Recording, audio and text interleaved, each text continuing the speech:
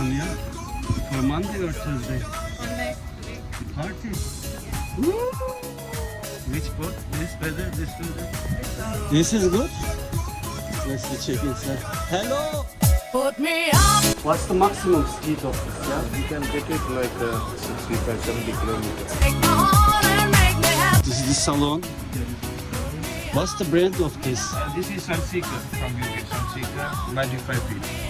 Let's check. Yeah, I do. Good to Here we go, getting smooth to the groove. Watching lovely ladies as I smooth as they move. Cause that's what they say, Hey. but I can't prove. So turn it up again and watch me move to the groove. As we get close, you whisper Coco. I hold you in my arms and you say Jumbo. Scream and